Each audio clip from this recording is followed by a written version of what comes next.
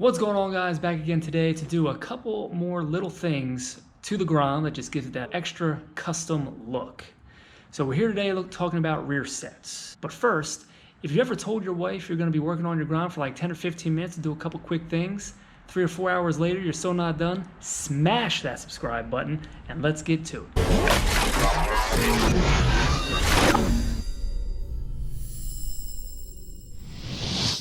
So what I'm going to do is remove my rear sets, possibly chop them down a little shorter to get rid of this rear peg because it'll never be used.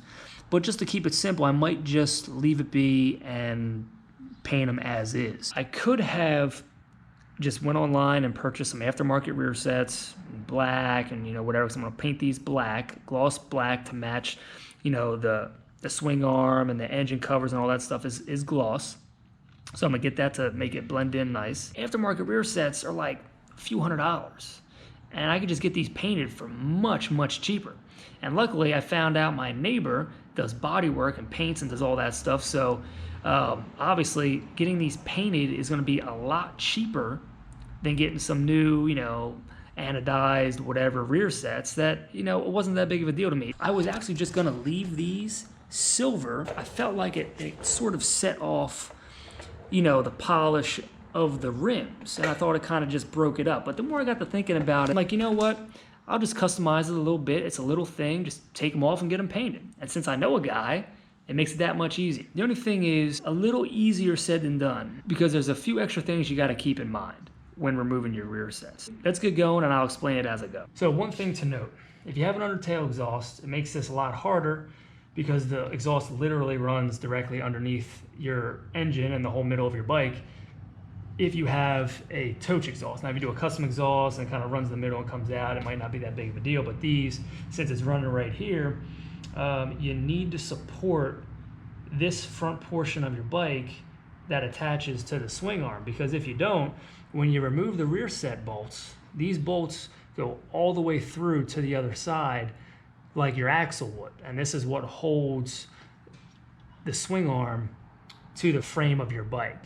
So you need to support that. If you don't and you remove these, the swing arm is going to come off from the bike, from the frame, and it's going to fall over. So you need to support that. So what I've come up with to do that is I'm going to use a bottle jack that I got from Harbor Freight. I'm going to use a thin piece of 2x4 that I had, and it's going to slide right up underneath this whole thing. So what I did was took that bottle jack, placed it underneath this 2x4, which is running directly underneath where the swing arm bolts are going through, and it's going underneath the engine of the bike and is lined up in the middle of it.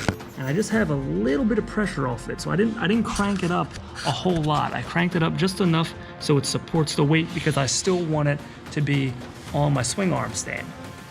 So it's just a little bit. And just to show you what I mean, if you've never done this, these rear sets will go directly through, these bolts go through the frame and out the other side. So when you would remove these, this swing arm is more than likely going to come detached from the frame, and if you have it on the whole half of the front of your bike is gonna fall. So you gotta support it. All right, so here you're gonna need a 14mm socket for the other side and a 19mm socket for this side to break this loose.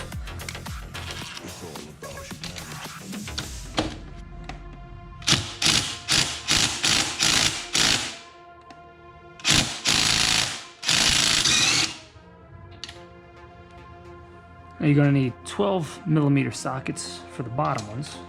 But first what I'm going to do is I'm going to slide this bolt out.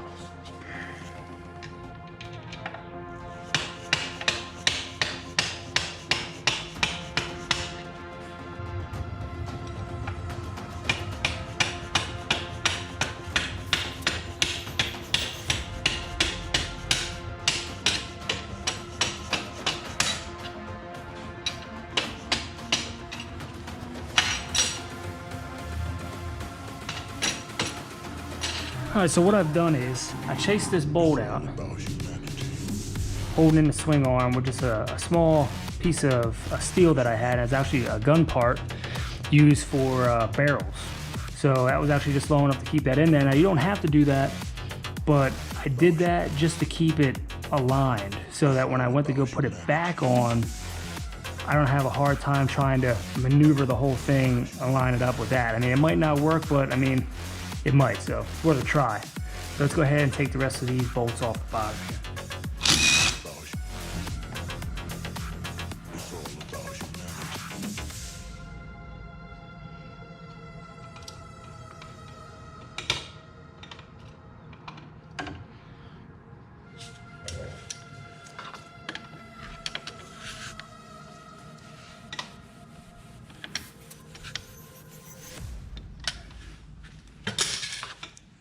Slide that out there. And from here, we can take off that master cylinder. Take 8mm back of this bad boy.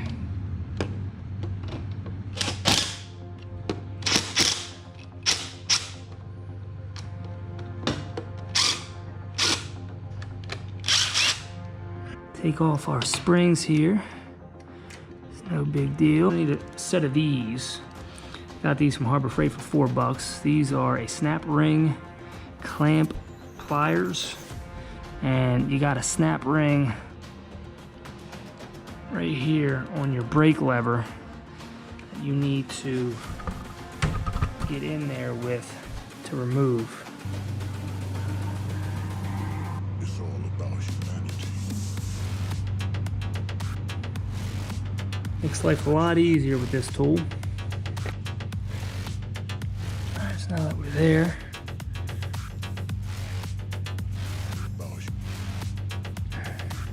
it's all about humanity.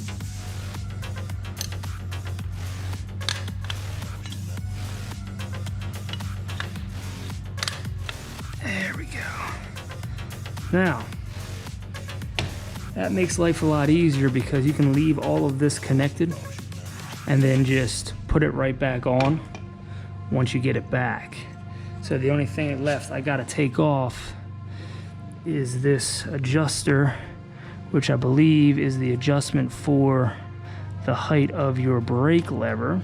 And that just slides off like that. There we go, one side is off.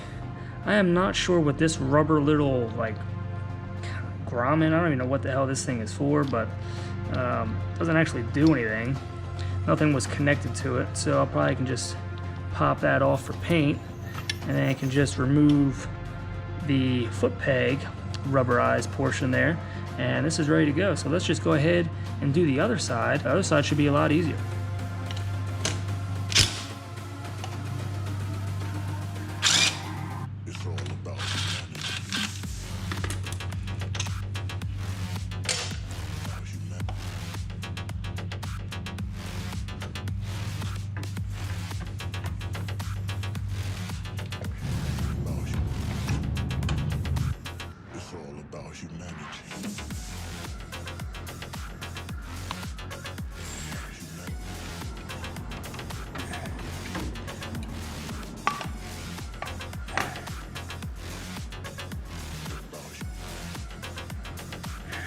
All right, and just like that, the other side is off. A lot easier to deal with than the brake side. So I can leave all that in place and just put that snap ring back on when I get it back.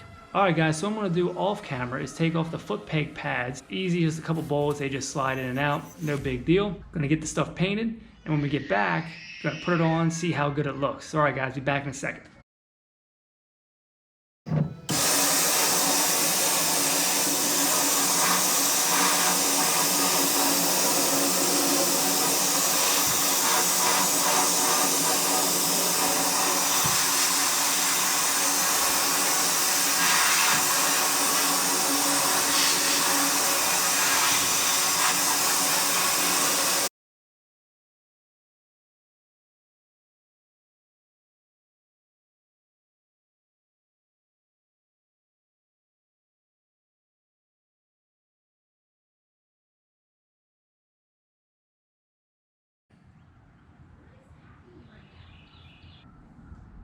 All right, guys, they came out great, gloss black. They're gonna look sweet on the bike. So what I'm gonna do is I'm gonna leave a link to Chris's Instagram in the description. If you're local to the Westchester, Pennsylvania area, hit him up. If you got some small items you want him to paint, anything you can ship easy, if you're from out of state or not local, DM him, see what he can do, see if he can do it, because I'm telling you, he is a pro. All right, guys, so what I'm gonna do is cut to the end, finished product. All you gotta do is just reverse the process I showed you in the beginning. This video is long enough, so check these out. And there it is, all blacked out. Gloss with the gloss, looking good. So I got the pop of the silver or the polish on the wheels, and just a little bit of a pop up top on the levers. I thought about painting those, but I didn't mind them being silver. I figured, well, since it is kind of like Tiger King, even though I mentioned that before, the show is popular now. Got my Tony the Tiger bike, the claws up top, and the wheels, the claws on the bottom. So I think it came out real nice. Chris did a phenomenal job. Again, link to his Instagram in the description. He doesn't post a lot. I'm telling him he's got to post more of his work, because he does excellent, excellent work, professional. All right, let's get some beauty shots.